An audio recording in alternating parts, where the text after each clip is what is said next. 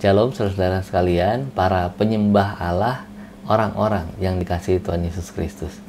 Saudara, pagi ini kita akan merenungkan salah satu Mazmur Daud yang diberi judul Keadilan dalam Rumah Tuhan.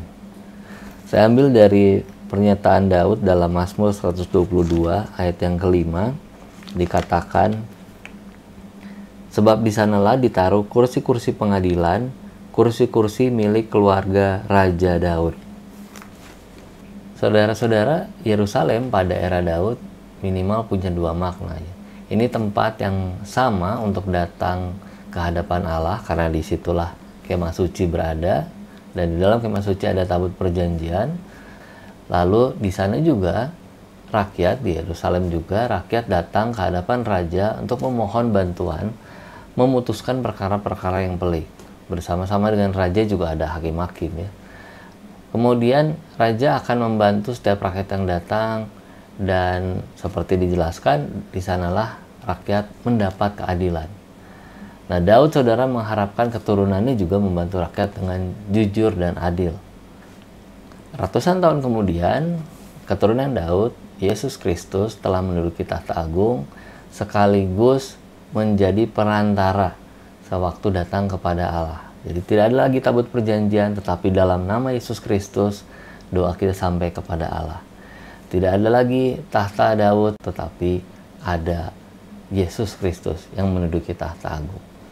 Saudara, hal ini berarti persoalan dengan Allah, dosa dituntaskan dalam nama Tuhan Yesus. Kemudian persoalan dengan sesama yang mengikuti, soalan dengan sesama akibat dosa turut dituntaskan juga dalam nama Tuhan Yesus.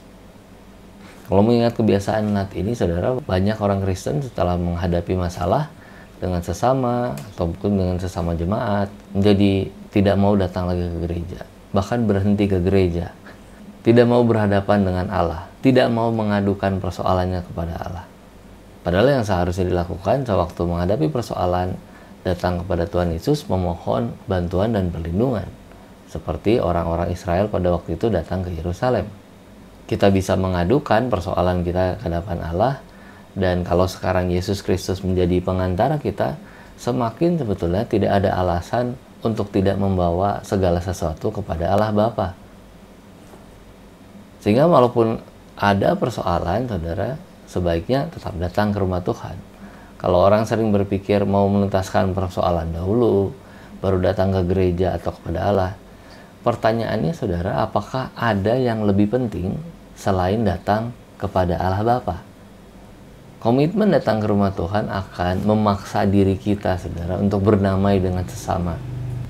Ini tentu bukan munafik, tapi menekan kedagingan kita dan mau merendahkan diri, menganggap orang lain lebih penting. Sewaktu kita membawa diri dengan sepenuh hati ke hadapan Dia, maka Dia akan memberi kelepasan, kelegaan, jalan keluar, dan yang pasti keadilan bagi persoalan-persoalan kita.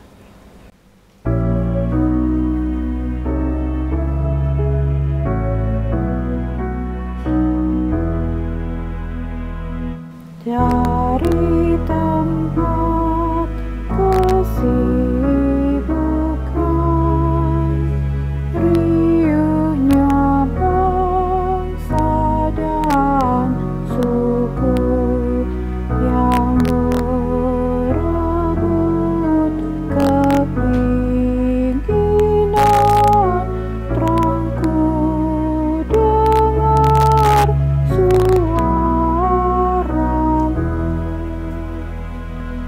ya Tuhan, datanglah segera dan sembuhkan hati pedih, tenangkan jiwa yang resah, tinggallah di tengah kami.